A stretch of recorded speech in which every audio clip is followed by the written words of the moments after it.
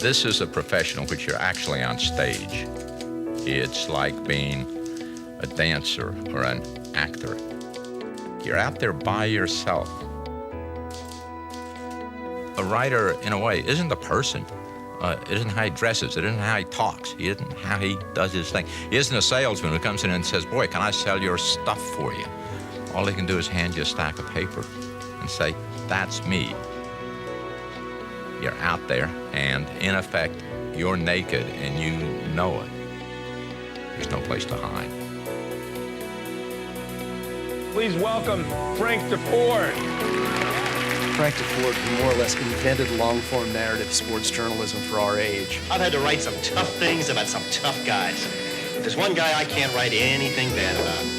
I think it'd be very fair to say Frank Deford is the most celebrated of SI's writers. Our distinguished panel of judges are senior writer, Sports Illustrated, Frank Deford. Is Frank? He's tall and he's skinny. He's eccentric in his dress, you know. He wears purple and he finishes off his outfits. He doesn't just throw something on and leave. In every way, he's bigger than life. You know, you gotta notice him. Frank knew he was good, and he was going to do what pleased him, not what the standard career path might dictate.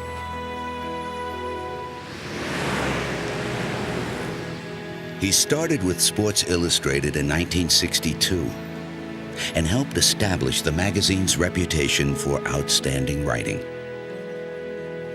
And over the years, he showcased his relaxed good humor, insight, and inventiveness through a wide variety of avenues, satisfying the public's appetite for storytelling and his own.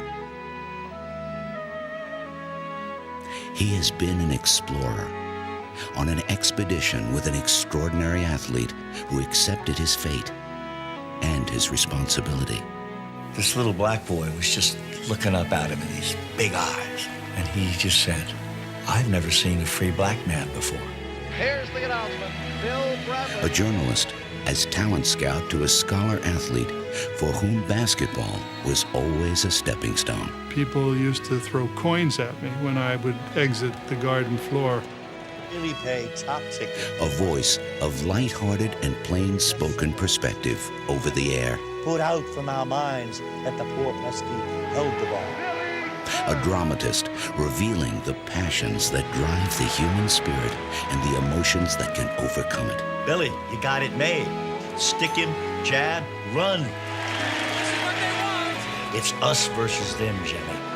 You're supposed to beat them, not be friendly.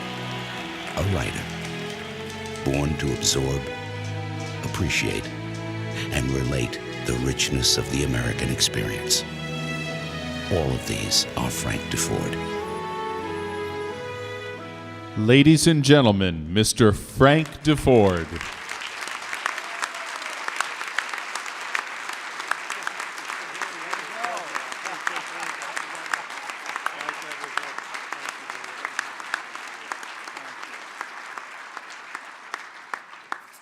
Well, that was a very sweet, a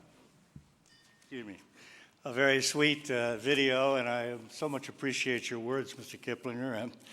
I think, though, as a sports writer, it is very intimidating to be in such exalted company as I am, a cavalcade of names that have come before me here. It's wise, perhaps, to remember, well, some of you probably know a basketball coach, best known for his antics in Indiana, now bivouacs somewhere out in retirement in West Texas.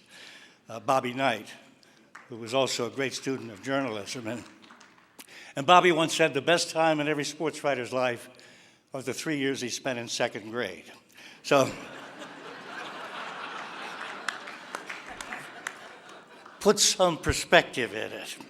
But as a sports writer, I confess that I've always been at my most cynical when some athlete wins a big award like the most valuable player and then humbly, modestly says, I could not have done it without my teammates, please. Well, I am not quite humble enough to accept this award for all sports writers, all time, everywhere. No. But I am sincere in saying that I feel that this honor does, at least obliquely, recognize sports journalism, which selfishly I believe has often been overlooked. And so I'm especially gratified at receiving this. Thank you.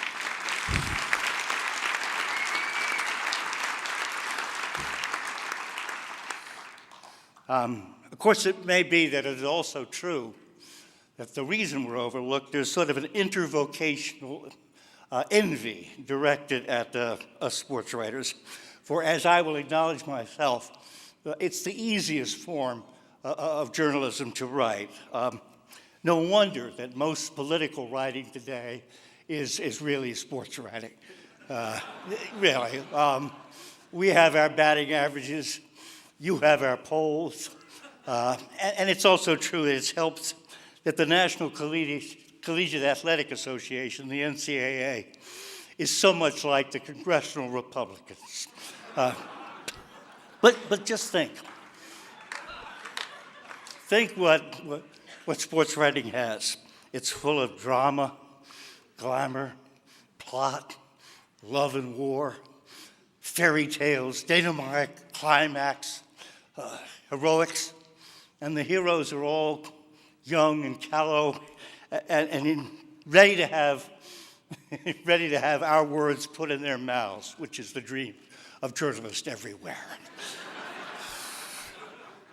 And this too. More than 40 years ago, the great historian Daniel Boorstin wrote that increasingly the world was surfeited by what he so wonderfully called pseudo-events. And soon enough, he said, there would be only two real things left in the world, crime and sport. And given that Mr. Boorstin said this before O.J. Simpson and Lance Armstrong, he was especially prescient.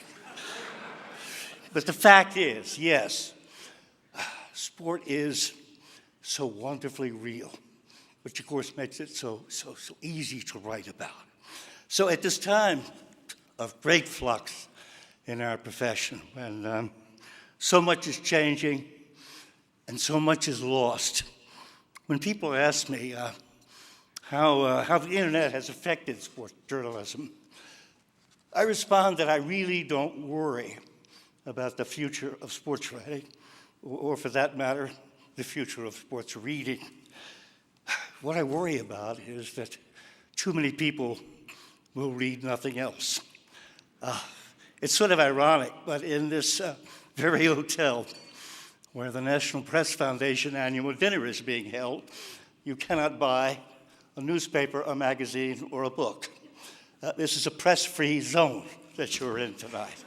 However, if you go upstairs to the sports bar, you can find simultaneously 7 basketball games, 3 hockey matches, a tennis tournament from Dubai, and a constant loop of Tiger Woods' best holes. So that's all there. The beauty of journalism that I grew up with was so wonderfully eclectic. It was like the old Ed Sullivan Show, if you remember that, where if you weren't interested in the opera singer that Ed trotted out, you still would sit through it because you knew Senor Wences would soon be coming along right after it. And the point was that maybe, just maybe, despite yourself, you couldn't help but pick up some appreciation of opera. And that's the way news used to be presented and then ingested in that way. But today it is so a la carte, dedicated. God, I have begun to hate that word, dedicated. Everybody just goes to dedicated websites or dedicated channels or dedicated stations or dedicated blogs. Ironically, the broadband has made us narrower, and the web has made us less curious. Now, of course, serious journalism has always had to compete with diversion. It might have been the military-industrial complex that President Eisenhower warned us about, but it's the entertainment amusement complex, which of course so prominently features sports, that threatens us in journalism, particularly now. The problem for us in journalism is not that we are competing just against the fun stuff, but in a way we are competing against ourselves. We can't get readers and listeners and viewers to come away from our own damn dedicated subjects. We're becoming a nation of specialty idiots. So now our challenge is more complicated, I think. All of us, whatever our area of expertise, must find ways to make the public, and especially the young Americans who've grown up with the internet, realize how important all of journalism is, the whole of it, not just that that's dedicated to the good parts that we happen to favor. So, I may happen to be just a sports writer, but more than ever, I believe that we are all in this together. Thank you again so very much for this lovely accolade. It's been wonderful speaking to you tonight.